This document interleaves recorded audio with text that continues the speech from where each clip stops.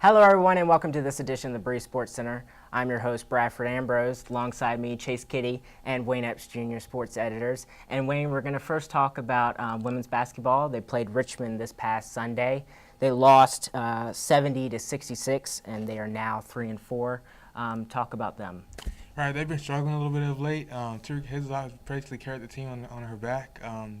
The team needs some other players to step up a little bit. They have what might be a tough game today against Liberty. Then they'll be playing Duquesne coming up, which is a really good team. They're 6-1 right now, so they really need other players to step up if they're going to have continued success.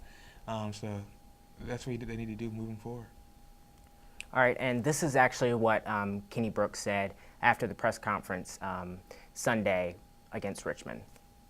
Kids are playing tentative, and they don't have confidence, and we work on certain things with certain kids, and they go out in the game and they resort back to the bad habits, and that's frustrating. It's frustrating because we're better than that, and we're not giving our fans anything to cheer for. We've got a great schedule where we've got a lot of home games, and we just seem to not be playing well at home right now. Now, Chase, we're going to switch gears now and talk about men's basketball. They played Winthrop this past Saturday, and they won 71-61. They improved to 2-5. Talk about them.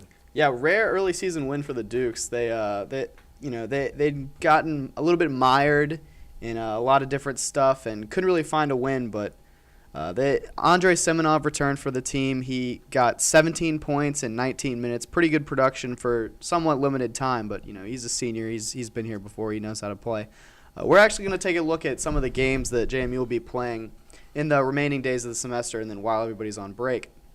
We've got 7 games up here on the board with their dates, and we put a couple of the earlier games up, but records are going to continue to change over break, so we didn't bother with some of the later games.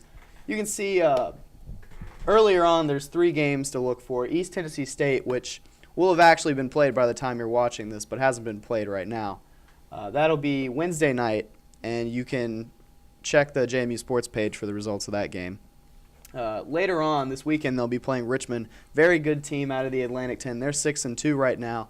They'll be playing a game tonight before they play JMU as well. And then UNC Greensboro, not the best team. We're really looking at winnability in games that JMU can pull out right here. East Tennessee State, probably not one of the top teams JMU is going to play this year, but a team that always plays JMU hard. They've got quite a few wins over them in the last 10 years or so. They beat JMU by double digits last year in Tennessee. Richmond, that'll be a tough game. It'd be a nice win if the Dukes could pull it off. UNC Greensboro, also at home, all 3 of these games coming in the Convocation Center. They stand a pretty good chance to win that. They'll go out to the Las Vegas Classic later on this month. They'll be playing San Jose State and San Diego, both winnable games. If JMU, plays like they usually do, they'll probably win one, lose one. I could see them splitting definitely. And then early next month, they'll get into CAA play right before students start getting back for the spring semester. December 2nd, they'll be playing ODU. That's a team that always gives JMU fits. ODU's actually 1-6 right now. They're in last place in the Colonial Athletic Association as they are the only team to have played a game and lost in CAA play. William and Mary defeating them last month. It's at ODU, so it could be a challenge, but if ODU continues to play at the level that they have, you would think that JMU would win that game. They look to have better talent and a better team. And then Georgia State, kind of on their way out of the CAA.